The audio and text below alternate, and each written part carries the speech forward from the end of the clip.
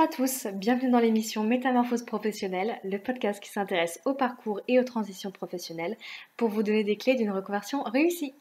Je m'appelle Tiffaine, je suis psychologue du travail et ma mission est d'accompagner les personnes en quête de sens qui souhaitent un changement dans leur vie professionnelle et ou valoriser leur image en les aidant à déployer leurs ailes et à prendre leur envol.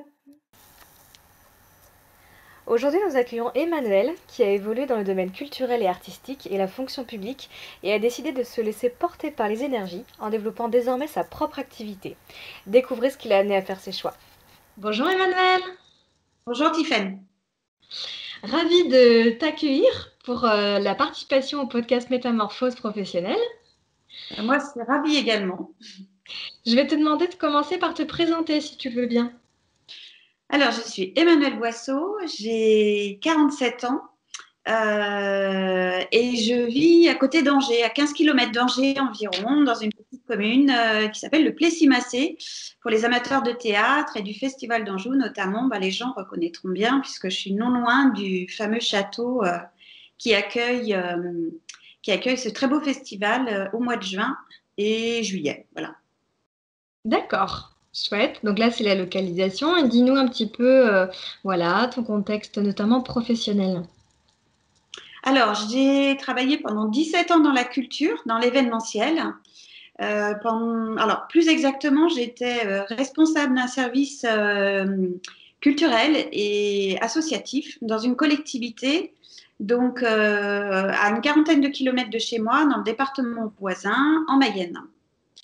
Donc, j'avais un statut, enfin, j'ai toujours un statut de fonctionnaire, puisque j'ai passé le concours de rédacteur en 2006. Concours que j'ai eu et qui m'a permis ensuite de gravir les échelons au sein de cette collectivité, puisque je n'ai pas été tout de suite responsable de service. J'ai d'abord été coordinatrice, c'est-à-dire que je gérais les affaires, déjà les événements culturels, mais sous la direction donc d'un responsable.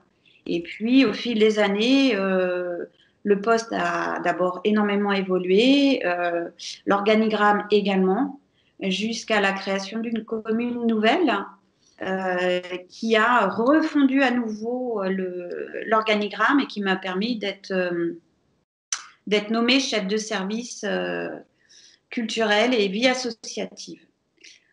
Donc à ce titre, je gérais la programmation culturelle de A à Z, c'est-à-dire que j'étais autant programmatrice, c'est-à-dire je choisissais les spectacles, les concerts, les événements. Donc ça, c'est la partie la plus sympa. Parce qu'on est au contact de la création, on est au contact des artistes, on est au contact de la magie du spectacle, tout simplement. Et puis, ce sont les émotions qui parlent, parce que je faisais venir un spectacle pour le public, mais je le faisais venir aussi parce qu'il m'avait touchée, ou il m'avait fait rire, il m'avait fait pleurer, il m'avait fait rêver. Ça, c'est la partie la plus sympa. Et puis, qui dit spectacle dit logistique. Logistique que je gérais également avec bien sûr l'appui de plein d'équipes que j'ai amené à travailler avec moi. Donc des techniciens, des spécialistes en communication, des policiers municipaux, des cantinières, j'en oublie certains, des partenaires aussi, des partenaires artistiques ou institutionnels. On se mettait tous autour d'une table, on phosphorait et on accouchait, entre guillemets, on accouchait du projet à tous ensemble. Donc ça, c'est un métier qui m'a passionnée pendant de nombreuses années. La vie associative est arrivée plus tard, comme je le disais, au moment de la refonte complète de mon service en début 2019. J'ai un collègue qui est parti, qui s'occupait de la vie associative, et on m'a demandé de reprendre ce service sous ma direction et de piloter les deux. Voilà, ça a été le début pour moi d'une prise de conscience de ce que j'aimais faire, de ce que je voulais faire aussi des années à venir. Je crois que la crise de la quarantaine est passée par là. Ça faisait déjà un petit moment que je m'interrogeais pas mal sur ce que je faisais. sur mon équilibre, sur mon épanouissement. Et je sentais bien que j'étais de moins en moins nourrie. Et 2019, avec l'arrivée de cette nouvelle responsabilité, ça a vraiment été un détonateur, en fait, un événement qui m'a vraiment obligée à m'introspecter, à me poser les bonnes questions et à m'écouter enfin, c'est-à-dire d'arrêter de lutter, d'aller à contre-courant, de faire pause en fait, de faire pause. On n'était pas en confinement à l'époque, en 2019, mais j'ai pris ce temps de vraiment de me poser. J'ai levé le pied d'abord, naturellement. Ouais. J'ai levé le pied et à partir de là, j'ai compris que si je pouvais lever le pied, si je ne m'impliquais plus à 300% comme je l'avais fait jusqu'à présent, c'est qu'il y avait certainement un déséquilibre quelque part. Et comment tu l'expliques, ce déséquilibre? Comment il se manifestait Euh, Première explication, après oui, 17-18 ans de présence dans ce service, j'avais fait le tour. Très concrètement, j'étais partie de simple stagiaire, si je remonte vraiment aux origines de mon arrivée sur ce poste, j'étais stagiaire. J'ai fait stagiaire, j'ai fait ensuite collaboratrice, j'ai ensuite fait coordinatrice et j'ai fini responsable de service. J'avais fait mes preuves, j'avais fait le tour. Et surtout, j'avais repéré les choses qui me plaisaient et celles qui ne me plaisaient plus. Et dans la balance, celles qui ne me plaisaient pas et plus pesaient plus lourd. D'accord. Voilà. Et Donc, est-ce que au moment de ce questionnement-là, tu as eu une prise de conscience sur ce déséquilibre, le fait que tu as fait le tour, est-ce que tu avais déjà des envies d'ailleurs, des idées de ce vers quoi tu oui, voulais ouais. aller? C'est vrai que parallèlement à ça, il y avait une espèce d'énergie supplémentaire qui prenait la place d'eux. Mais alors ça se relie longtemps après. Hein. C'est pas ah bah tiens, il y a un truc bizarre qui se passe là en moi, je vais aller décortiquer tout ça. Non, c'est pas Mhm. aussi simple. Je suis d'accord.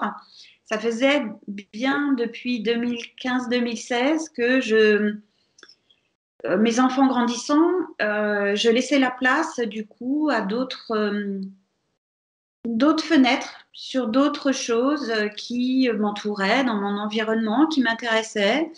Donc, la vie d'abord qui nous amène des épreuves avec les enfants, mais aussi sur le plan personnel. Moi, j'ai commencé une thérapie en 2017, 2016 même, pardon. Euh, Voilà. Et la vie, oui, voilà, m'a amené à découvrir d'autres choses, en fait, à ouvrir mes œillères, à ouvrir mon horizon sur d'autres choses. Comme je le disais, mon temps de femme et de maman m'a permis aussi à un moment donné de m'intéresser à d'autres choses. Voilà. Et naturellement, bah, je me suis tournée vers l'énergétique. C'était quelque chose de toute façon qui depuis très longtemps m'intéressait, plutôt de manière lointaine, plutôt en tant que spectatrice, plutôt en tant que aussi utilisatrice, c'est-à-dire cliente, voilà, bonne cliente, on va dire, de tout un tas de thérapies qui gravitent autour de l'énergétique et qui à chaque fois soit m'avaient permis d'ouvrir des portes, de m'éclairer sur un certain nombre de choses, en tout cas qui m'intéressait fortement. D'accord. Quelle a été la source de cet intérêt? Est-ce que tu arrives à te souvenir d'où ça vient exactement? Euh, Très sincèrement, depuis très longtemps, voilà, j'ai été passionnée par ça. J'ai pas d'éléments déclencheurs. Je Mhm. sais que j'ai toujours été intéressée, même très très jeune, D'accord. alors jusqu'au paranormal, mais en tout cas, oui, très très sollicitée par mon environnement, très à l'écoute aussi de toutes ces forces plus ou moins invisibles, mais voilà, sans clé, sans outils, jusqu'à il y a très peu de temps finalement. Donc l'élément vraiment tangible, je dirais, c'est l'arrivée de mon fils, donc mon deuxième enfant, qui, dès sa naissance, a présenté des problématiques d'endormissement, de sommeil, de peau aussi. Il était couvert d'eczéma tout bébé, ça ne l'a pas quitté avant un bon moment. Des choses que je ne m'expliquais pas, donc je mettais des pansements, des pommades, Voilà, j'essayais de corriger comme je pouvais. Je m'expliquais pas, je comprenais pas. Puis quand on est jeune maman, alors on est fatigué. Il y a le boulot aussi qui nous prend beaucoup d'énergie. On lutte, on nage à contre-courant, mais on avance avec beaucoup de difficultés. On est malheureuse de voir son enfant pas bien. Il vient un moment où on pousse un peu plus loin les limites de nos recherches et jusqu'à ce qui me concerne, aller taper à la porte d'un géobiologue parce qu'on m'a dit mais peut-être que c'est ça. J'avais essayé tout ce que la médecine me proposait, ne marchait pas et j'étais désemparée devant un enfant incapable, encore à 2 ans, de faire des siestes normales alors qu'il était fatigué, il avait énormément de difficultés à aller se coucher le soir, des grosses angoisses. Je ne comprenais pas pourquoi cet enfant était dans cet état-là. Rien dans mon quotidien, hormis peut-être sa sensibilité d'enfant, de petit être, et pourquoi pas, hein. Mais ça me tracassait énormément. Donc, bah voilà, un jour, c'est ma mère qui me dit, mais peut-être que dans ta maison, il y a des choses qui peuvent empêcher ton fils de trouver le sommeil facilement. Donc, j'ai fait venir un géobiologue chez moi. Ça a été une vraie découverte. J'étais très, très à l'écoute de tout ce qu'il a pu me dire. Et avant même de rentrer dans la maison, il a étudié donc l'environnement de la maison et il m'a tout de suite désigné une partie dans la maison qui, probablement, était néfaste sur le plan énergétique, parce que passage de source sous la maison, mais surtout présence d'un pylône électrique euh, qui, euh, qui est rentré en résonance avec ces nappes d'eau. Ces mêmes nappes d'eau qui rediffusaient une puissance énergétique, pour le coup, doublée, dans la maison et donc sur une partie de la maison. Et il m'a désigné voilà, un pignon où se trouvait la chambre de mon fils. D'accord. Voilà, ça a été très fort. Je lui ai dit, ben voilà, c'est la chambre de mon fils et c'est pour ça que vous venez. Mon fils ne dort pas. Il me dit, ben, on va aller vérifier dans la chambre, mais ça ne m'étonne pas. Donc il est monté, il a fait une petite étude de la chambre de mon fils et il m'a dit, mais c'est une des pièces les plus néfastes en fait sur le plan énergétique. Elle est très très impactée par des sources qui sont nuisibles pour lui. Donc il y a pas, il faut le changer de pièce. Donc c'est ce qu'on a fait. On avait la chance d'avoir une chambre d'amis qui est donc devenue la chambre de ma fille et j'ai mis mon fils dans la chambre de ma fille parce que pour le coup je savais que cette pièce était correcte. Ma fille n'ayant pas rencontré de soucis, donc voilà. Et c'est vrai, hein, en 15 jours, mon fils s'est mis à dormir correctement. En 15 jours, il n'y a pas d'effet placebo parce qu'on est chez un enfant. Autant un adulte, le mental peut prendre le dessus et puis se formater. Voilà, un enfant de presque 3 ans, c'était plus étrange quand même. À partir de là, le sommeil a été de bonne qualité. Le réveil plus tard, parce que c'était un très lève-tôt, vraiment. Et il descendait de sa chambre pour revenir se recoucher en bas. Donc c'est pour ça qu'il y avait des choses qui me semblaient quand même assez étranges. Voilà. Et c'est comme ça que je me suis dit, mais comment est-ce possible que notre environnement, ces énergies invisibles, puissent autant nuire à notre équilibre et à l'équilibre d'un enfant qui est d'autant plus sensible à ces formes d'énergie impalpables et invisibles. Les enfants sont de bien plus grandes éponges que les adultes. Quel Donc, impact ça a eu sur ta vie, justement, là, ce constat-là? bah, d'abord, le premier truc, c'est le soulagement. Quand une maman est tracassée par un enfant qui ne dort plus, qui n'est pas bien, bah, la première conséquence, c'est un bien-être, c'est un grand souffle, quoi. Vous dormez le matin, vous pouvez récupérer le week-end et vous avez un enfant de plus en plus équilibré, reposé. Donc ça, c'est gagnant-gagnant. Après, moi, j'ai eu une vraie réponse, un exemple très concret de ce que l'énergétique pouvait m'apporter et surtout tout ce qu'il soulevait en même temps comme question. Et pour moi, ça a été un échappatoire. Je me suis dit, mais c'est très intéressant ce truc. Et voilà, j'ai rejoint là une partie de moi qui avait été toujours très sensible à ça. Et je me suis dit, allez, aujourd'hui, mes enfants vont bien, ils grandissent. J'ai un travail, j'ai trouvé une sorte d'équilibre.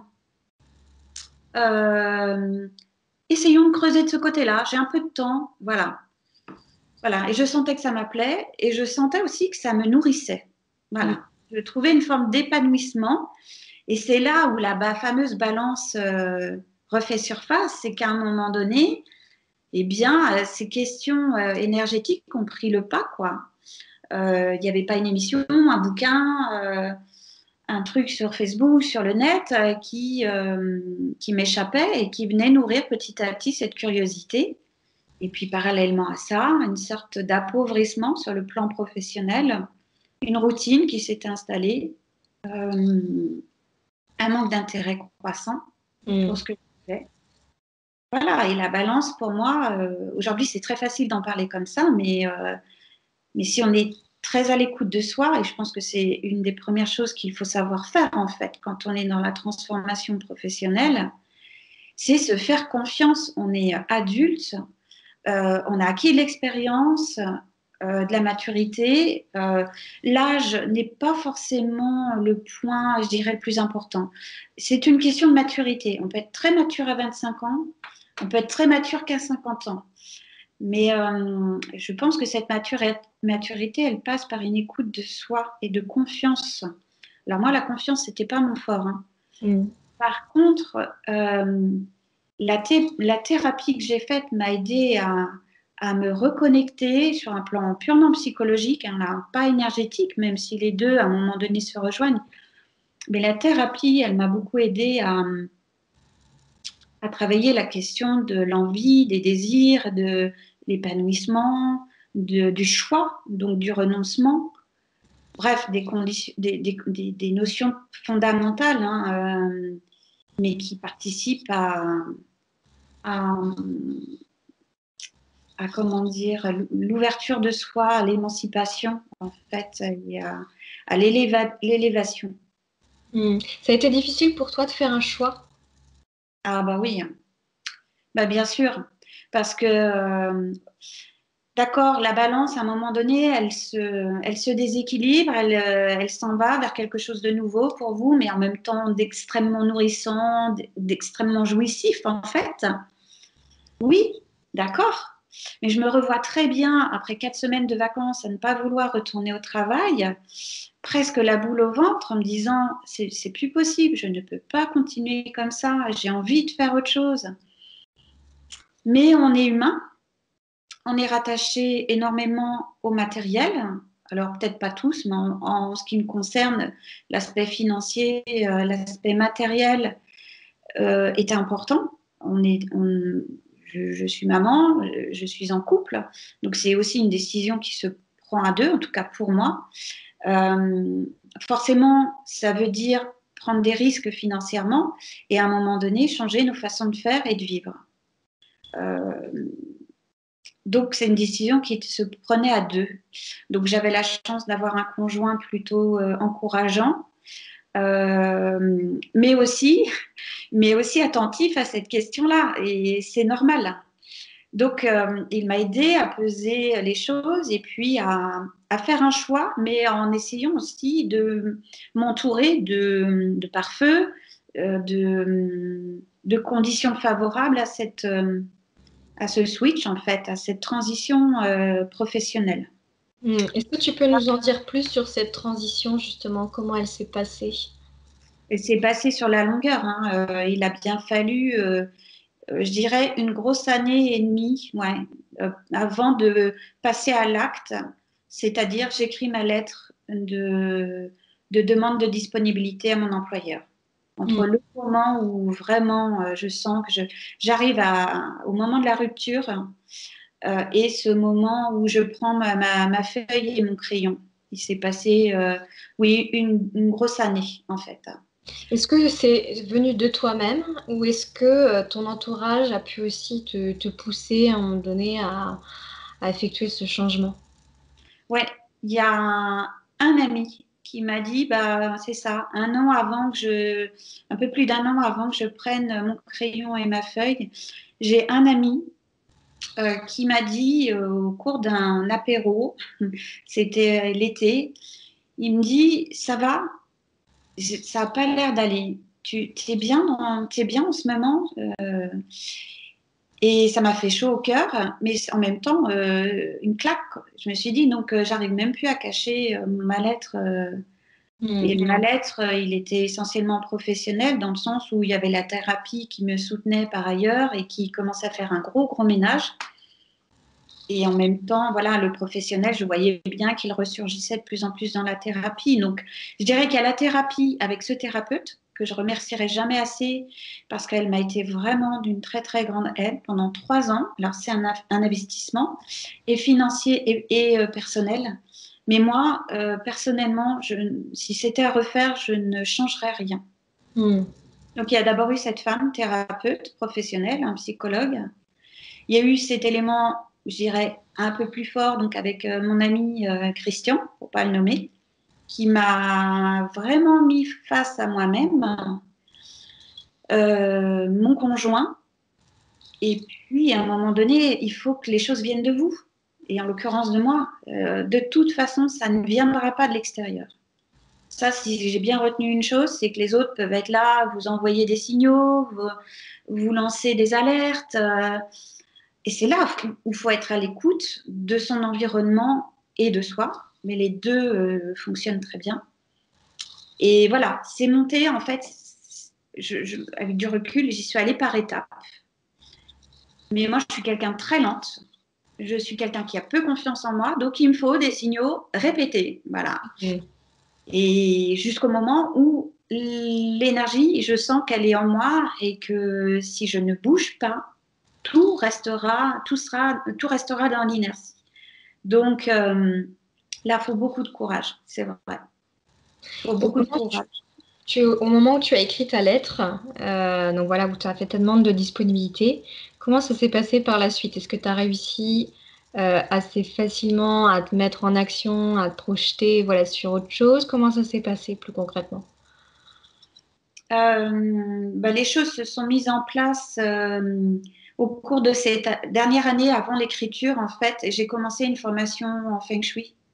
Donc, l'écriture du projet, elle était déjà en marche, en fait. Même si, très sincèrement, au moment où j'ai commencé ma formation, j'étais pas du tout sûre d'en arriver là, à ce que je suis aujourd'hui, c'est-à-dire consultante Feng Shui. Pour moi, c'était une bouteille à la mer.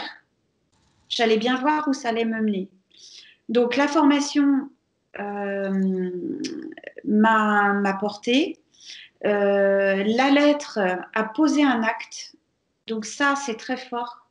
Sur le plan énergétique, notamment, c'est très fort. C'est-à-dire que votre corps, votre psyché, tout votre être prend conscience que ça y est, vous êtes en marche. Et en fait, ça, c'est très important parce que c'est une énergéticienne qui m'avait dit ça. Même si ça semble un petit pas pour vous, de commencer une petite formation, d'ouvrir un bouquin, de commencer une lettre pour poser un acte et puis commencer à vous projeter sur un court terme, ou tout simplement, ce que j'avais fait moi aussi un an avant déjà, prendre rendez-vous avec ma responsable et commencer à lui dire, c'est dur en ce moment. Euh, Hmm. Qu'est-ce que je pourrais faire d'après toi pour commencer à lever le pied? Est-ce que je pourrais pas télétravailler? Voilà, elle avait eu une écoute attentive à l'époque. Donc la lettre, c'est le point final déjà, toutes ces micro-étapes, hein, mais énergétiquement, elles sont toutes importantes, ces étapes. Elles sont toutes à considérer. Elles sont une force le jour où vous prenez la lettre et le papier. Mais j'ai envie de dire déjà à ce moment-là, le plus gros est fait. Mm. Parce que sur votre lettre, enfin, moi en l'occurrence, j'ai été obligée de donner euh, un objectif pour moi, donc prendre une disponibilité, une durée de cette disponibilité, donc c'était une année, et donner une échéance.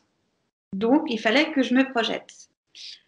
Donc, moi, ma lettre demandait une dispo. Alors, c'était une lettre que j'ai fait tout de suite au retour des vacances d'été. Je Ouais. l'ai déposée le 12 septembre 2019 en demandant une disponibilité à partir du 1er janvier 2020. D'accord. Voilà, donc les actes étaient posés déjà. Donc là, on est entre deux chaises. On est ouf, on lâche un peu, mais en même temps, il faut tenir quand même un peu parce que pas arriver au bureau en se disant bon moi je pars dans 3 mois. Maintenant, ce qui se passe, je m'en fous. C'est pas du tout mon cas.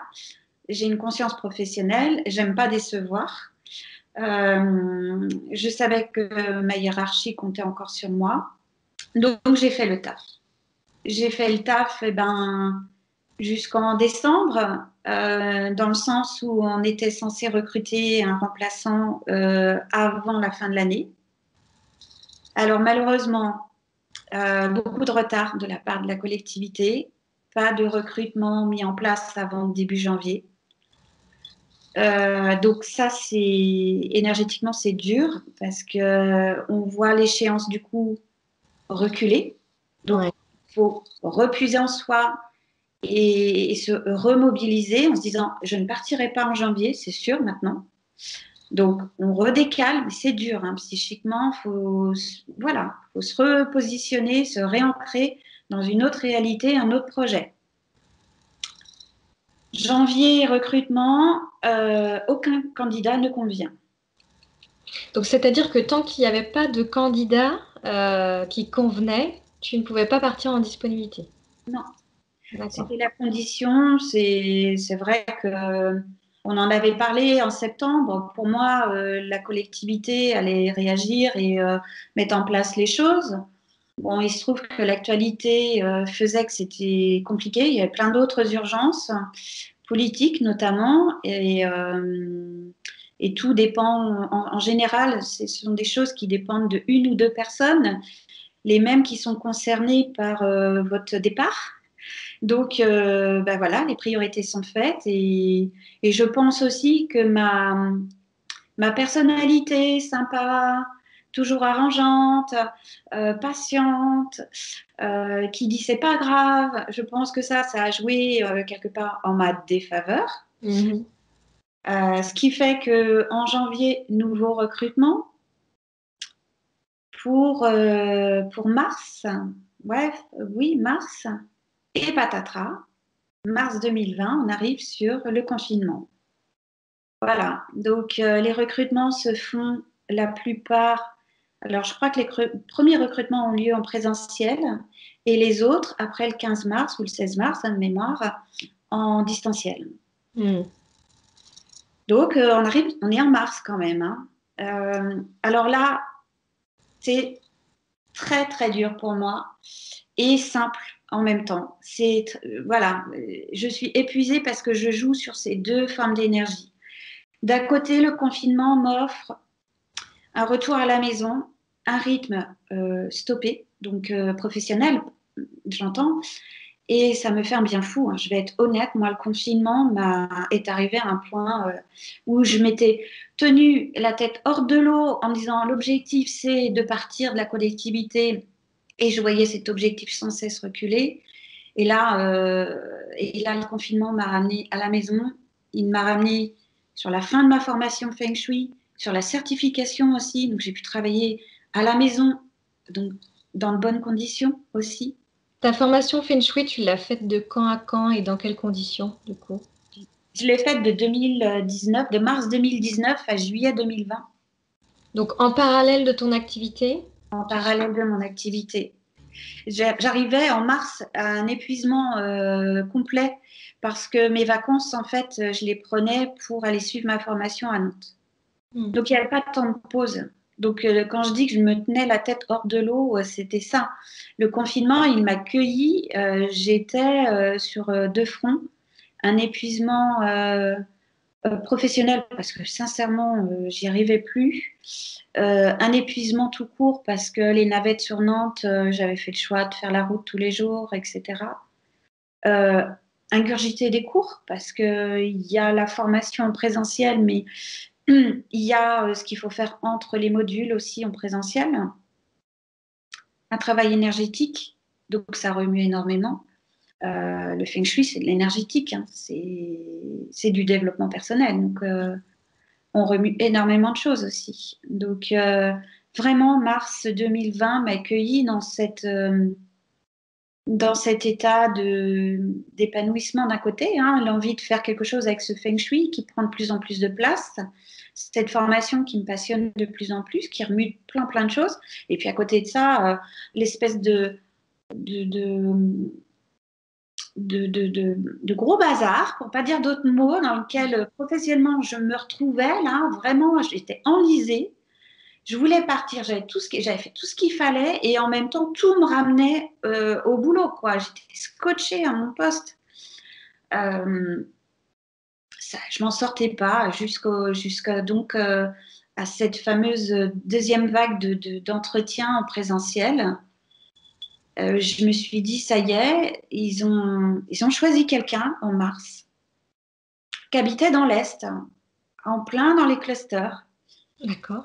qui donc ne pouvait pas prendre son poste avant une grosse accalmie. Donc, très clairement, on m'a dit, ben là, il faut que tu restes jusqu'en juin 2020. Ok, alors là, comment tu réagis puisque tu étais déjà dans un état de fatigue, d'épuisement? Eh ben, là aussi, hein, mon éternelle, je dirais, mon éternelle capacité d'adaptation, de résilience, bah, allez, on rebondit, c'est pas grave, on s'adapte.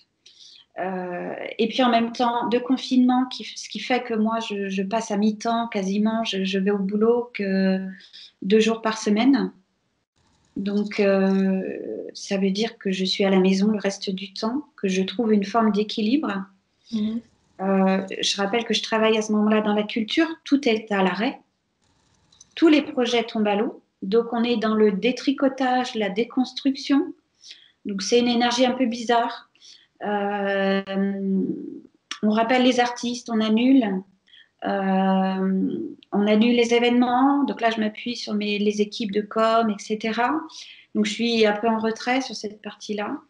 Euh, donc, c'est moins épuisant pour moi que d'être dans le dur, d'être dans l'action. On fait ci, on fait ça, il faut penser à ci, il faut penser à faire ça. Il nous reste tout ça à faire, ça c'est fait, le calage, machin, etc. C'est une autre énergie. Donc, oui, oui, c'est frustrant, ce nouveau décalage. Et en même temps, voilà, je vais regarder le côté positif. Je me dis, mais après tout, j'ai pas fini ma formation Feng Shui, je ne suis pas prête à commencer mon job de consultante.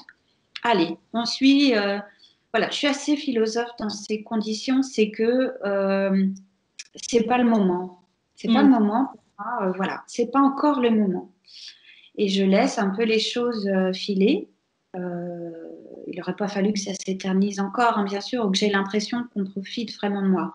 Là, personne n'y est pour quoi que ce soit. Je veux dire, on est tous dans le même bateau, on subit tous. Je vois aussi des gens dans des situations bien plus catastrophiques que moi.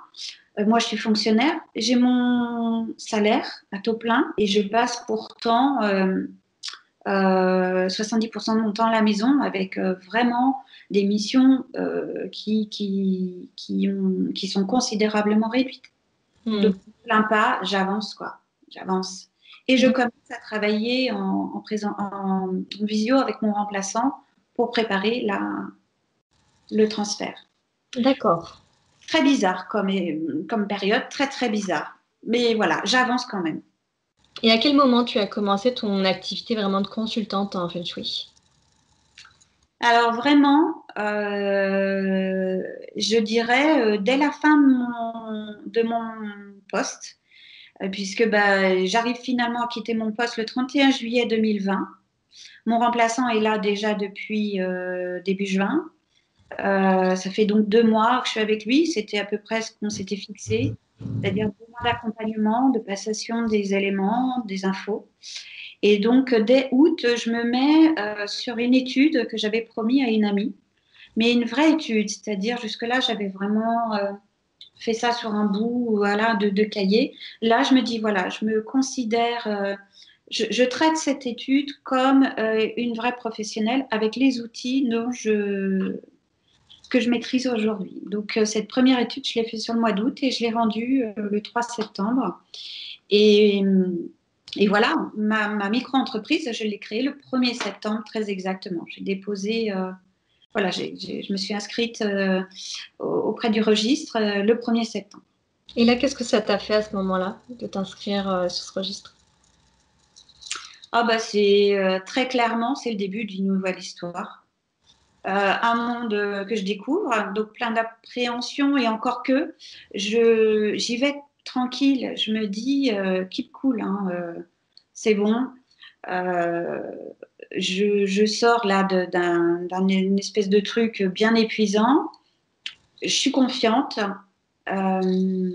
Et en même temps, je ne sais pas trop ce qui m'attend. J'ai des objectifs. Je sais qu'il faut commencer voilà, par créer cette micro-entreprise. Je le fais. Ça se fait assez simplement. Et je sais que j'ai du temps, et ça, c'est une donnée et un bien extrêmement précieux pour moi qui court après le temps depuis 17 ans. Les enfants, la voiture, les rendez-vous, le boulot, les week-ends pris, machin, etc. Là, enfin, j'avais mon agenda ouvert devant moi et j'étais la seule maîtresse de cet emploi du temps, de ces journées-là. Et ben, c'est extraordinaire, ça n'a pas de prix. Ça paye pas, mais ça, c'est extraordinaire. Donc, je prends, hein, je suis à 300%. Je me dis, bah, ces journées-là, mets-les à profit, fais-en bon usage. Voilà les objectifs, création de l'entreprise, création du site internet, formation à tout ce que tu vas pouvoir prendre de gratuit ici et là. Là, il faut que je me nourrisse.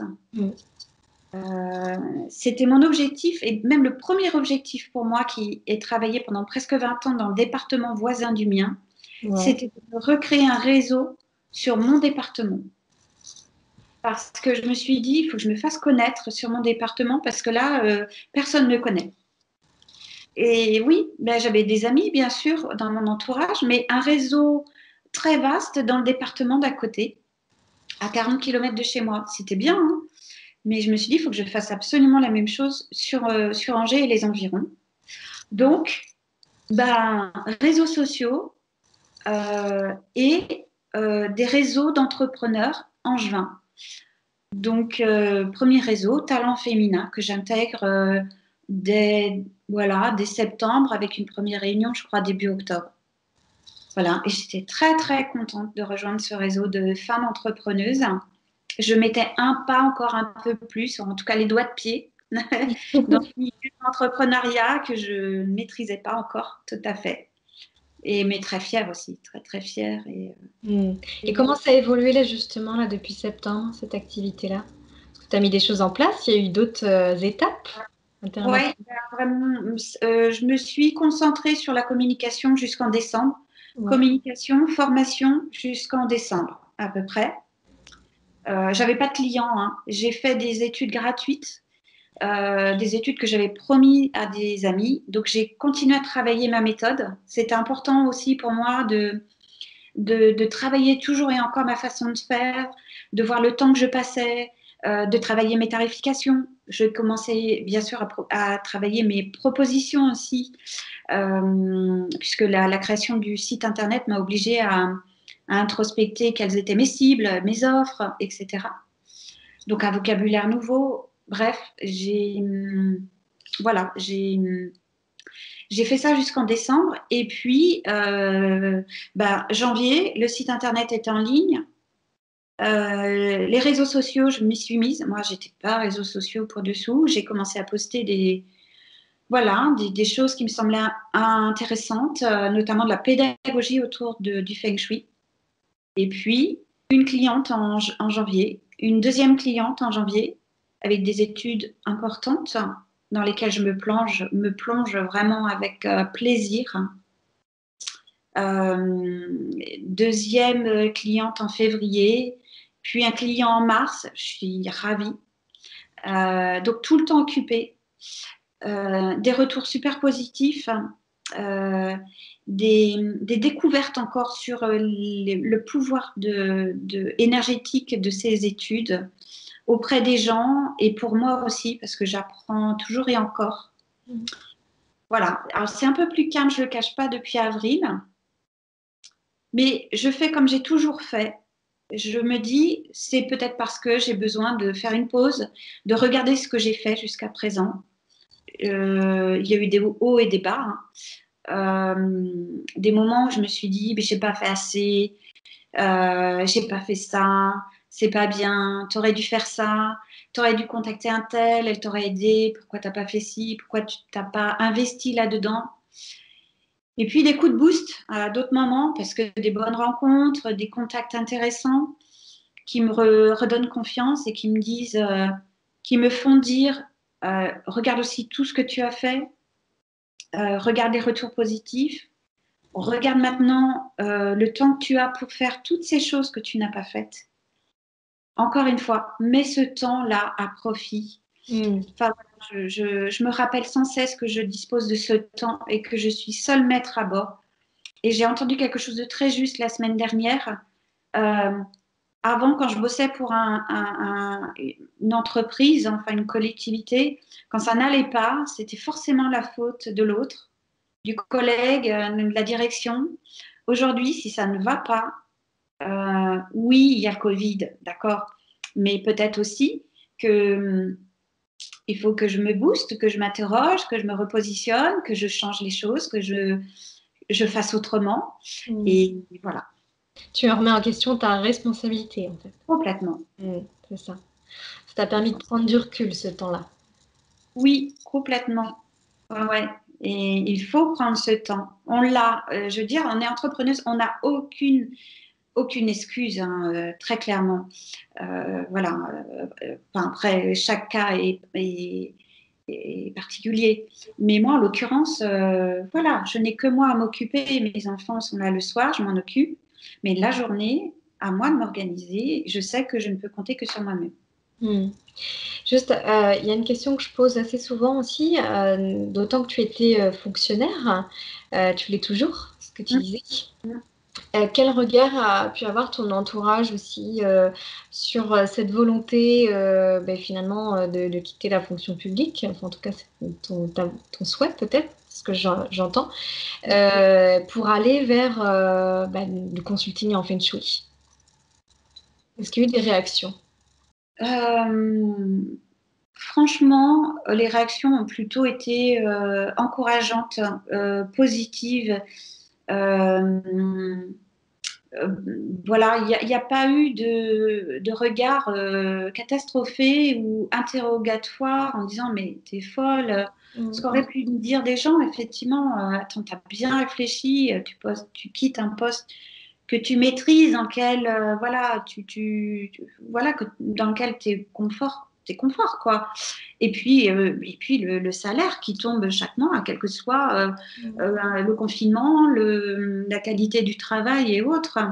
Non, sincèrement, les retours que j'ai eus, c'était plutôt, bah, écoute, vas-y, tente. Parce que dans cette histoire de fonction publique, on a cet avantage-là, même si très sincèrement, je ne pense pas utiliser cette carte joker, c'est de se dire, j'ai le droit de me tromper.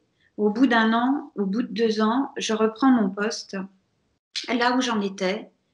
Et voilà, je redémarre comme si de rien n'était. Non, mais je récupère, je reprends le fil là où je l'ai arrêté. Donc c'est vrai que dans l'esprit de certaines personnes, c'était ça, c'était de se dire, remarque, elle ne prend pas trop de risques. Voilà, qu'elle fasse son expérience, après tout, elle n'a rien à perdre. Et puis dans l'esprit d'une grande majorité, c'était de dire mais vas-y, fais-le, c'est maintenant. De toute façon, on sent bien que tu arrives au bout d'une course, d'un schéma. Vas-y, fais-le. Donc, et mon conjoint le premier, et ma famille proche, que ce soit mes parents ou mes sœurs, vas-y, fais-le. Oui, tu as eu plutôt un entourage soutenant. Complètement, ouais. Donc Et ça, pas, ça t'a aidé peut-être aussi dans cette transition. oui, parce que je pense beaucoup, j'ai rencontré beaucoup de femmes entrepreneuses et qui ont, elles, pour le coup, un vrai courage parce que souvent, ce sont enfin souvent, en tout cas celles auxquelles je pense aujourd'hui, elles sont mamans solo. Donc se lancer dans ce contexte, la prise de risque, elle est d'autant plus importante. Et là, forcément, le matin, elles se lèvent, elles savent pourquoi elles se lèvent et elles savent ce qu'elles ont à faire parce qu'il y a 2 enfants derrière qui comptent sur elles. Moi, j'ai un travail. Je dis pas que je me repose sur lui. C'est pas mon objectif et j'aime pas forcément envie de vivre à ses crochets. Mais soyons honnêtes, il y a un salaire qui rentre. Ça veut dire que moi, les mois comme là, avril, où ça va être vraiment très juste, ben, c'est pas grave. Enfin, c'est pas grave. Il y a des choses plus graves, quoi.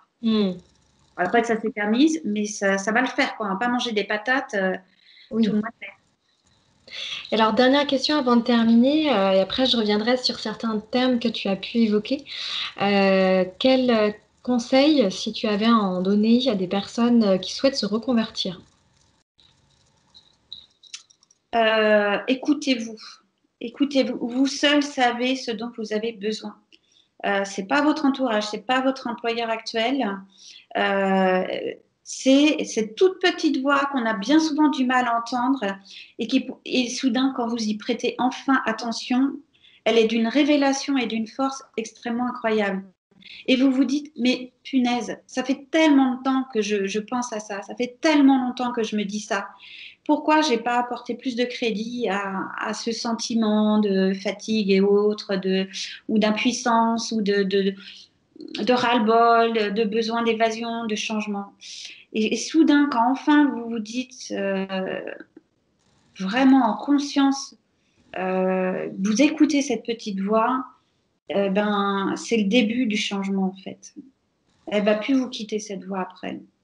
Chaque fois, chaque jour, elle ne manquera pas à un moment de vous dire, de vous rappeler, tu vois, je te l'avais dit, c'est plus fait pour toi. Arrête de te faire du mal, parce qu'on se fait du mal. À un moment donné, euh, cette petite voix, si elle n'est pas entendue, et là, tous les thérapeutes en énergétique ne me contrediront pas, elle va aller déclencher en vous des somatisations pour vous obliger à vous arrêter. Une jambe cassée, une foulure, après c'est très intéressant d'aller voir où vous avez mal. Hein, là, c'est un autre sujet, mais il y a des choses très intéressantes à lire. Mais à un moment donné, cette voie, elle va s'épuiser. C'est votre corps qui va prendre le relais énergétiquement, qui va vous obliger à rester chez vous. Eh bien, alors si ça arrive, c'est pas grave, c'est pas grave. Interrogez-vous, la maladie vous interroge de toute façon. C'est le mal a dit. Oui, il me dit quoi le mal?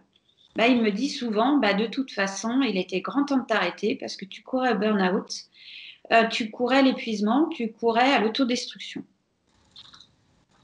Merci Emmanuel pour ce partage. J'ai juste envie de terminer sur voilà, quelques termes que tu as pu évoquer et qui m'ont parlé et qui, je pense, pourraient parler aussi à d'autres personnes. Déjà, tu as bien vraiment mis en évidence aussi les différentes étapes dans la transition, que ça ne se fait pas comme ça en un clin d'œil. Des fois, ça peut prendre du temps et parler de micro-étapes, que c'est pas forcément des grands pas, c'est juste des fois des petits pas. Et tu parlais de cette lettre qui t'a permis à toi de poser un acte. Et je trouve que c'est important de revenir sur ce terme-là, de poser un acte. Et en effet, quand ça passe par l'écrit, voilà, ça n'a pas la même puissance non plus. Tu avais évoqué aussi le fait que tu laissais la place à d'autres fenêtres, que tu ouvrais ton horizon et tes œillères. Et je trouvais que c'était aussi très parlant parce que quand on est dans son travail et dans son mal-être, hein, quand le mal-être commence à faire surface, bah, finalement, on a tendance parfois à pas forcément voir ce qu'il y a autour. On est aussi centré sur soi et il faut pas oublier qu'il existe bien d'autres portes et fenêtres. C'est ça, tout à fait.